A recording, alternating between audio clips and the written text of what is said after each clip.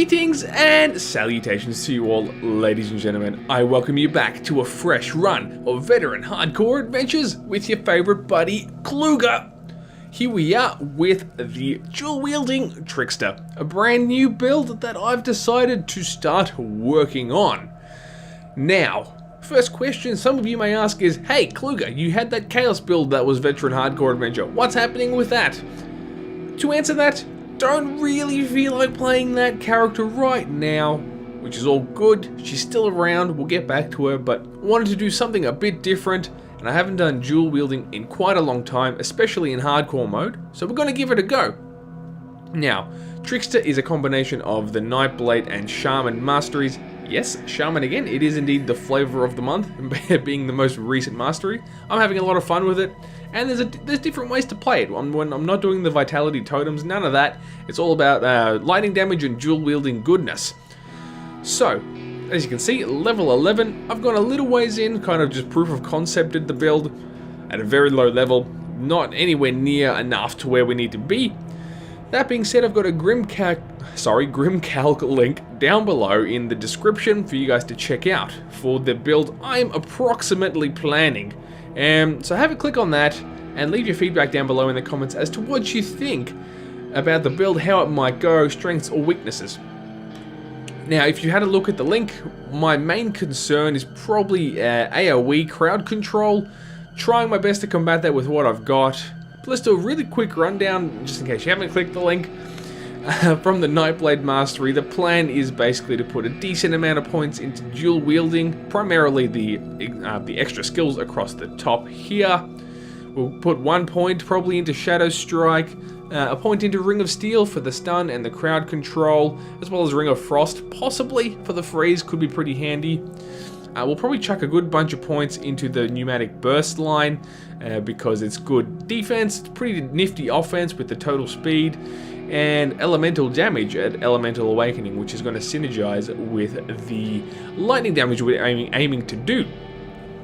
As a defensive skill, I do want to put a decent amount of points into Veil of Shadow for the debuffs, effectively, to enemies.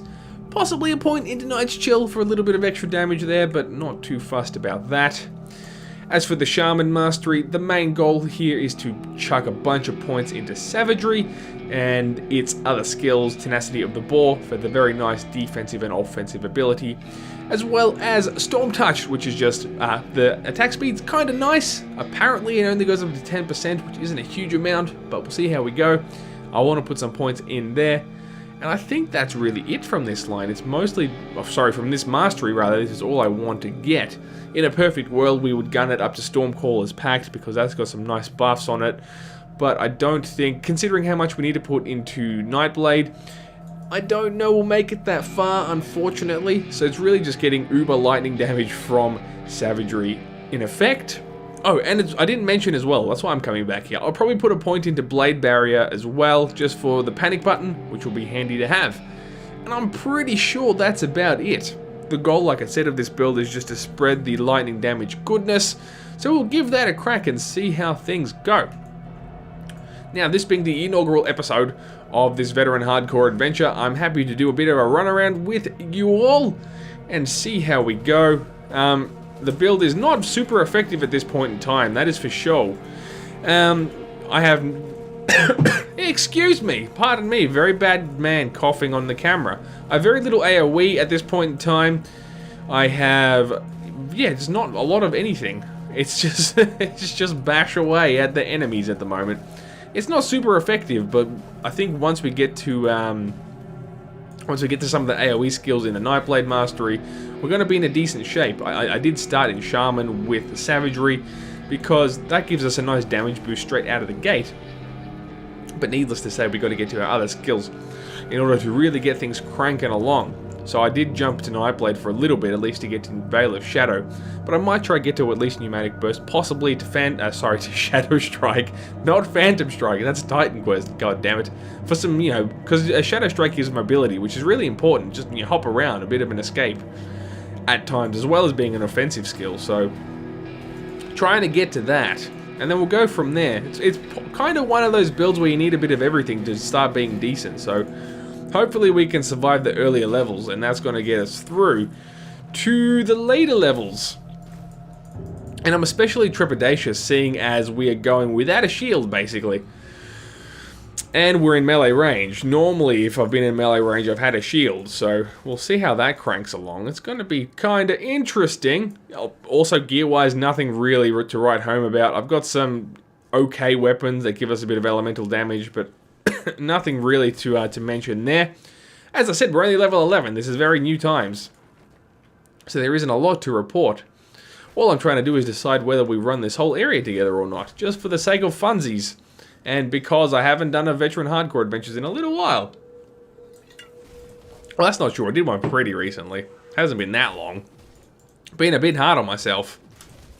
Ouch. Jesus. Come on, I just got to kill one thing and level, and then I'll get my, there we go, my health back. Exploit. Oh my god, hacks. Debuff. Nerf. That's what I tried to say. Good at words. Ouch. That would have hurt. It did. Confirmed. See, it's a bit of hit and run at this point in the game. Unfortunate. Simply because, like I said, we don't have those crowd control and extra DPS abilities at our fingertips. But it's coming along, where we're getting there. Slowly but surely. I'll drop those points we just got into our mastery shortly. Just let me knock through these guys. I haven't forgotten, of course. I'm very good at this game. Oh gosh, Kluger. You crazy, man. I think what I'll do is I'll try to do not a fast run. I'm not going to skip everything. It's pretty hard to skip everything. It's a pretty small area we're in. We're down below Devil's Crossing, for anyone who's confused. We're helping Barnabas clean up the water pump by destroying an evil slith, Viloth the Corruptor. Okay, you're all cool. Can we... No, we're not. Get out of my face.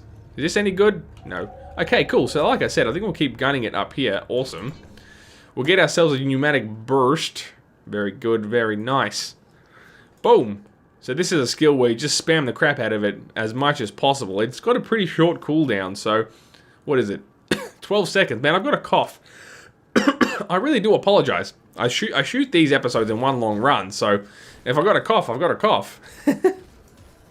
But yeah, pneumatic burst is good to have kind of on just all the time, or as much as possible.